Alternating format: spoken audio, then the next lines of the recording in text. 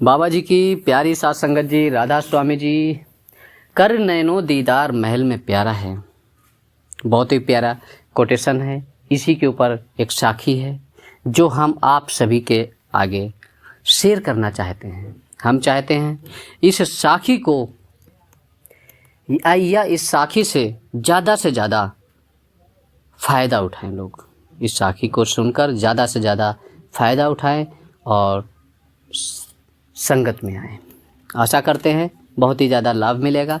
चलते हैं वीडियो की तरफ, आगे बताते हैं। एक बार की बात है, एक अंधा व्यक्ति था जो कि वहाँ से एक रास्ता था जहाँ पे वो रहता, अंधा व्यक्ति रहता था, उसके ठीक घर के पास से रास्ता जाया करता था सत्संग के लिए। वहाँ के कुछ सत्संगी भाई बहन वहाँ से निकला करते थे और रास्ते में बाबा जी की बातें करते हुए जाते थे। कोई बाबा जी के बारे में कुछ चमत्कार बात कर रहा है, कोई कैसी बात कर रहा है, बात करते हुए जाया करते थे। आज सेवा होनी है, आज ये काम होना है, आज लंगर चल रहा है और आज नामदान होना है। ठीक इसी तरीके से सत्संग में रोज़ बातें हुआ करती थी, रास्ते में करते जाया करते थे। वो व्यक्ति जो अंधा था, वो व्यक्ति रास्ते में बैठकर उनकी बातें सुना करता था। एक बार की बात है, जब इसी तरीके से काफ़ी समय गुजर गया, लंबा समय गुजर गया, लगभग 2 या 3 साल गुजर गए। एक दिन इत्तेफाक से बाबा जी की दया और मेहर से उसके अंदर एक ख्याल आया। ख्याल क्या आया कि क्यों ना हम सत्संग में चलें, हम भी सत्संग में जाएं। बाबा जी का चमत्कार हुआ, सत्संग में जाने की उसको राह मिली और वो सुबह ही उठकर नहा के कपड़े पहन के तैयार होके और उसी रास्ते पर वहीं पर बैठ गया जहाँ से वो सत्संगी भाई और बहनें जाया करते थे। जब वो भाई बहन निकले, उसकी आवाज़ को सुना, उस बंदे ने उनकी आवाज़ को सुना।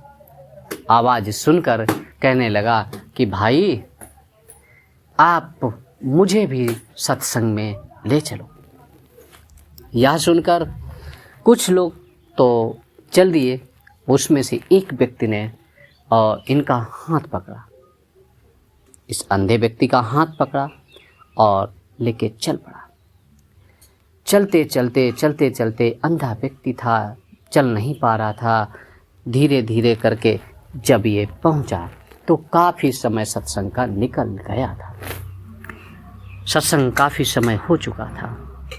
जब ये व्यक्ति पहुंचा तो सेवादारों ने उसको एक किनारे पर, सत्संग घर के अंदर एक किनारे पर उसको बिठा दिया।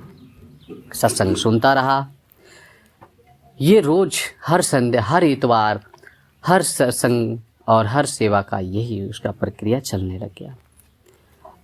हर सत्संग में आता था, सत्संग सुनता था, चला जाता था, सत्संग सुनता था, चला जाता था। इसी तरीके से इसके दिन गुजरने लगे। मालिक की याद में तड़फ पैदा हुई और उसके मन में ये आया, क्यों ना हम नाम लिया जाए। इधर बाबा जी ने नाम की पर्ची, नाम की डेट क्लियर कर दी, नाम की तारीख क्लियर कर दी। जब नाम की तारीख क्लियर हो गई तो उस जिक्र करने लगे, सभी लोग जिक्र करने लगे कि नामदान है, फला तारीख को नामदान है, इस तारीख को नामदान है, नामदान लिया जाए।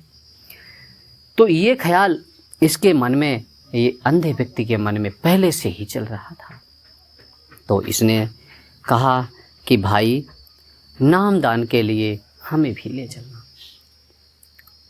और कुछ सेवादार चले गए, उसमें से एक सेवादार ने उस दिन, अच्छा इत्तेफाक से वही दिन आ गया जिस दिन उसको नामदान मिलना था, या नामदान की जिस दिन डेट लगी थी कि आज पर्ची पास होगी। तो ये अंधा व्यक्ति भी पहुंचा वहाँ। तो सेवादारों ने इनसे कुछ सवाल किए, उनका इसने जवाब दिया कि आप सत्संग ये नाम क्यों लेना चाहते हैं? तो इसने बताया कि बाबूजी, हमारी ज़िंदगी में कौन सा सुख चैन है? सब तो सुख चैन पहले से ही छिना हुआ है और एक मौका मिला है मेरे को। उस मालिक ने एक मौका दिया है मेरे को सत्संग में आने का और नाम लेने का।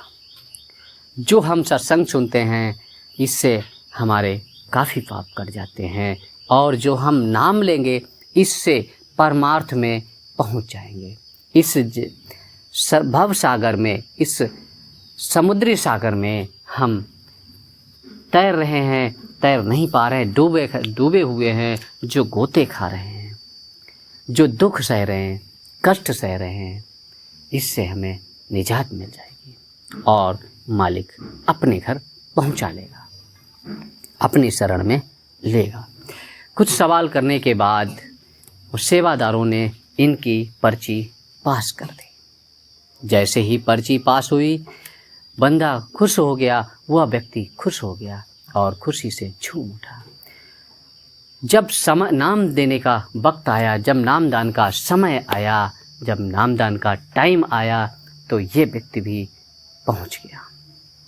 वहाँ के सेवादारों ने उस व्यक्ति को अपने पास ही बिठा लिया। सत्संग के जहाँ नामदान देते थे उसके एक किनारे, एक साइड में इनको बिठा दिया गया। जब बिठा दिया गया तब ये अंदर ही अंदर ख्याल करते रहे कि बाबा जी नामदान ज़रूर दे देना मेरे को। इतनी तड़प देखकर बाबा जी अंदर ही अंदर मुस्कुराए। जब नामदान की प्रक्रिया ख़त्म हुई, समाप्त हुई, उसके बाद में बाबा जी को किसी सेवादार ने खबर भेजी कि एक अंधा व्यक्ति आया है जो नाम लेना चाहता है। यह बात सुनकर बाबा जी मुस्कुराए और बोले, ठीक है, चलो मैं आता हूँ। बाबा जी पहुँचे, उसके सामने उसके सर पर हाथ रखकर बोले कि बेटा आंखें खोलो, मैं आपके सामने खड़ा हूँ और इस चेहरे को इतना गौर से देखो कि ज़िंदगी में ये चेहरा कभी भूल भी ना करें। वह व्यक्ति बोला, बाबा जी इस दुनिया में कोई तो नहीं है, कुछ दिखता ही नहीं है, ज़िंदगी अंधकार हो गई है, ज़िंदगी में कुछ है ही नहीं अंधेरा के सिवा। बाबा जी बोले, आंखें खोलो और जिसका चेहरा दिखे आपको उसका हमेशा के लिए अंदर चेहरा बसा लेना।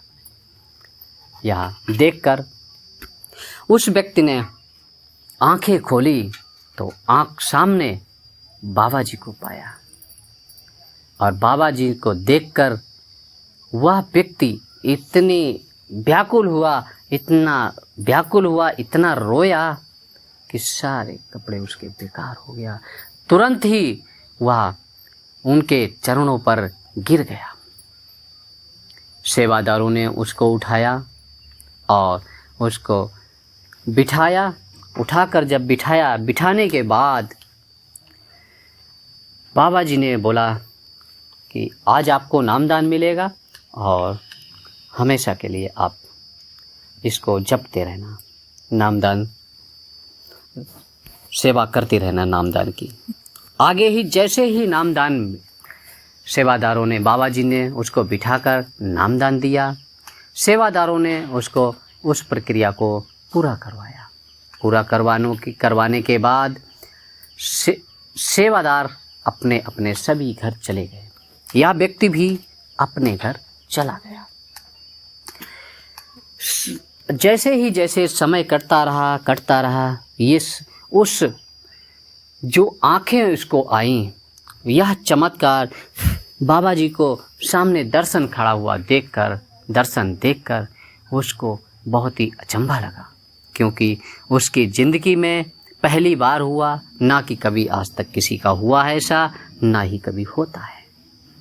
यह चमत्कार देखकर वह आश्चर्य में भी पड़ गया और अपने सोचने लगा कि हमें इस मालिक मुर्शिद के सिवा इस दुनिया में कोई और नहीं मिलेगा। यह सोचकर नामदान लेकर घर गया और आराम से नाम लेता रहा, भजन सिमरन करता रहा। करते करते काफ़ी समय गुजर गया और जब अपना जीवन उस मालिक ने, उस बंदे ने धन्य कर लिया। इस हालत को देखकर बाबा जी बहुत ही खुशी हुए और वहाँ के सेवादार भी बहुत खुश हुए कि इस ज़िंदगी में अगर किसी की तड़फ होनी है, किसी के प्रति प्यार होना है, तो इस तरीके का ही होना चाहिए, अन्यथा बेकार है। इसीलिए कहते हैं कि कर नैनो दीदार। उस बंदे ने उस मालिक के बिना नैनों के ही दीदार कर लिया। उस मालिक ने अपनी आंखें देकर उस बंदे का दीदार कराया और उसके घर यानी शरीर के अंदर जहाँ पर बाबा जी का रहने का स्थान, उस मालिक का रहने, परमात्मा का रहने के स्थान होता है, वहाँ हमेशा के लिए उसके अंदर विराजमान हो गए। कुछ समय और गुजरा। जब उसका अंत समय आया तो सौभाग्य से उसका गुरु, हमारा परमात्मा, अकाल पुरुष, वाहिगुरु, रब, कुछ भी कहो, उस मालिक को बाबा जी हमारा उनको लेने आया। उसको ले जाकर हमेशा के लिए अपने साथ कर लिया उसने।